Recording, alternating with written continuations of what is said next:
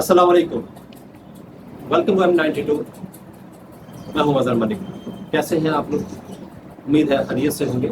आज जिस टॉपिक पे बात होगी वो बेसिकली सोचने के अंदाज पे बात होगी। मुझे भी एक छोटी सी कहानी सुनाऊंगा और इसी कहानी के अंदर बहुत से लेसन होंगे और सोचने के अंदाज का पता चल जाएगा कि सोचने का अंदाज क्या होना चाहिए। तो क्या होता है कि एक साहब जो अपने ऑफिस की तरफ जा रहे होते हैं, जब वो ऑफिस के करीब पहुंचते हैं तो क्या देखते हैं कि उसकी कंपनी का गेट खुलता है।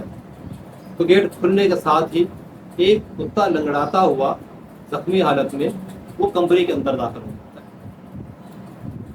तो जो गेट कीपर होता है उस कुत्ते को भगाने की कोशिश कर रहा होता है, तब तक वो मालिक भी आ जाता है। वो मना कर देता है कि आप इसको भगाओ। जहाँ जाके बैठता है कंपनी के अंदर उसको बैठने देता है। इत्तेफाक ऐसा होता है कि जिस जगह का वो कुत्ता इंतखाब करता है, जहाँ वो बैठता है, उसके ऊपर एक कैमरा भी था। उस कंपनी के जो मालिक होते हैं बड़े गौर से उसको देखते हैं और चले जाते हैं अपनी सीट पे, देखते हैं वो कैमरा ऑन करते हैं और उसको देखते हैं। क्या देखते हैं कि थोड़ी ही देर में एक दूसरा कुत्ता आता है और वो उसके खाने पीने का और दीगर मवाद का इंतज़ाम करता है। अल्लाह ताला का निज़ाम है, उसने कुछ न किसी तरह से रोज़ी जो वादा किया है पहुँचाना होती है। उस कुत्ते तक भी दूसरा कुत्ता रोज़ी लेकर आ जाता है और वो खा पी लेता है। जैसे वो ये देखता है, उस साहब के ये ख्याल आता है, जो मिल ऑनर होता है उसके ये ख्याल आता है, यार जब रिस्क का इंतज़ाम अल्लाह ताला ने करना है तो आज बैठे बिठाए कुत्ते को उसने रिस्क दे दिया है, तो फिर इतनी जद्दोजहद मैं क्यों करूं? उसकी सोच बदलती है। वो अपना कारोबार जो है वो ठप करता है, अपने बेटों के इंतज़ाम कर देता है, कुछ मामला जो होते हैं कैश में सेटल करता है और अपनी जो जितनी प्रॉपर्टी होती है, जितना बिजनेस होता है, वो अपनी औलाद में डिस्ट्रीब्यूट कर देता है और खुद अपने घर में जाता है, वहाँ जाके मुसल्ला बिछाता है और अल्लाह करना शुरू कर देता है। बस उसका काम फिर क्या रह जाता है? नमाज पढ़ना, इबादत करना, तस्बीहात करना। और ये सिलसिला जब बढ़ता है तो अल्लाह ताला के नज़दीक हो जाता है और फिर लोग उसके पास आते हैं, वो दम करता है, लोग अल्लाह पाक उनको शिफा देता था।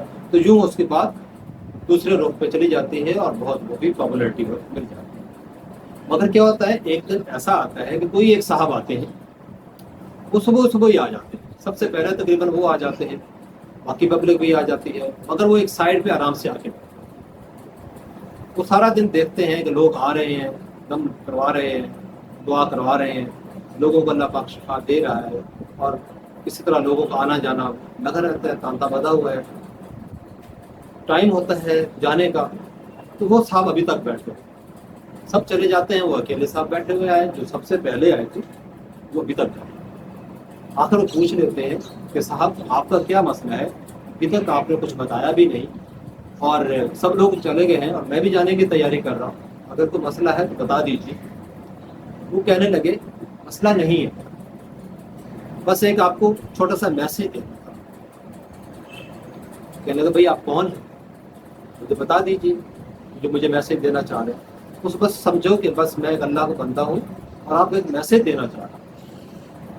और वो मैसेज ये है कि आपने पहले कुत्ते की तरह सोचा, दूसरे कुत्ते की तरह क्यों नहीं सोचा। वो अचानक ये खबर सुन के चौंक, ये कौन साहब हो सकते, और ये बात की और वो बंदा चल गया। अब इस बात का इतना इफेक्ट हुआ उन पे कि पहले कुत्ते की तरह तो आपने सोचा कि रिस्क अल्लाह ने देना है, तो बिल्कुल कोई शक भी नहीं, रिस्क का मालिक वही है और वादा किया है और वो रिस्क देता है, जिसको जितना चाहता है वो अता कर देता है। तो फिर दूसरा कुत्ता जो था, जो उसका इंतजाम करके आया था, वो आप क्यों नहीं बदले। फिर जब उसकी सोच बदली, उसने अपने आप को बदला, उसने अपनी फैमिली के लोगों को फिर इकट्ठा किया, अपने बच्चों को इकट्ठा किया। कहने लगे या मैं फिर से बिजनेस में पहुंचा। पापा क्या हुआ, अभी तो आप छोड़ के गए थे कुछ महीने पहले और अभी फिर वापस करना चाह रहे हैं। कह रहे नहीं, मेरी सोच बदल गई है, अब मैं जो है वो सोचने का अंदाज कर। अब उसके बैक एंड पे जो उनके सोच का अंदाज वही था कि पहले तो मैं अपने लिए भी इंतजाम करता था और साथ मेरे साथ जो अपनी फैमिली थी उसका इंतजाम करता था। मेरे पास एम्प्लॉइज जुड़े हुए थे, 100, 200, 500 लोग थे, वो उनका इंतजाम हो जाता था, उनकी फैमिलीज का इंतजाम हो जाता था। तो यूँ वो एक बंदा हज़ारों बंदों को सोर्सेस बन जा, अल्लाह ताला उनके लिए एक रिस्क का वसीला बना। آج وہ دور آ گیا کہ میں اکیلا ہوں اور اپنے کمانے جیسا بھی نہیں، تو میرے بچے کماتے ہیں اور مجھے کھلاتے ہیں۔ تو یوں اس کی سوچ بدلی، اس نے پھر اپنا کام شروع کیا اور کچھ ہی سالوں میں اپنا کاروبار پھر وہ ٹائکون بن گیا اور بہت اچھا سیٹ اپ چلا۔ اس ساری کہانی کا مطلب یہ نکلتا ہے اگر ہم کوئی بھی کام کریں تو وہ کار خیر سمجھ کر، کوئی بھی کام کریں تو فلاحی کام کی نیت رکھ کے کریں۔ بزنس تو آپ نے کرنا ہے، بزنس میں نے بھی کرنا ہے، بزنس اور لوگ بھی کر رہے ہیں، مگر اس کی بنیاد اگر اچھی ہو جائے گی، نیت اچھی ہو جائے گی کہ ہمیں دوسروں کا بھلا کرنا ہے، تو رزق جو میری قسمت میں ہے وہ تو آنا ہی آنا ہے، مجھے ثواب بھی ملنا ہے۔ بس اپنی سوچ کو بدلیے، بس اپنے دوسرے کتے والی سوچ رکھیے کہ ہمیں کسی کی خدمت کرنی ہے، جو غریب لوگ ہیں ان کے چولہوں کو کیسے جلانا ہے، ان کی خدمت کیسے کرنی ہے۔ اللہ پاک نے ہمیں توفیق دی ہے، آج ہم ہزاروں میں اربوں میں کھیل رہے ہیں، اور ہزاروں لوگ ایسے بھی ہیں جن کے پاس اتنی سورس آف انکم نہیں، ان کے پاس قابلیت بھی ہو سکتی ہے، ان کے پاس تعلیم بھی ہو سکتی ہے، مگر ان کے پاس سورس آف انکم نہیں۔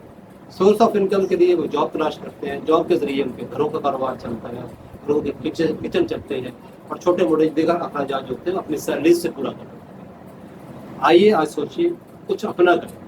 جب ہم کچھ اپنا کریں گے اس نیت کے ساتھ کہ دوسروں کا بھی بھلا ہو جائے، تو پھر انشاءاللہ تعالیٰ ہمارے کاروبار میں وسعت ہوگی اور دوسروں کی بھلائی بھی شروع ہو جائے گی، اور اسی طرح ہماری ٹیم بنتی جائے گی اور ان کا سورس آف انکم جو ہے وہ بھی جوائن ہوتا ہے۔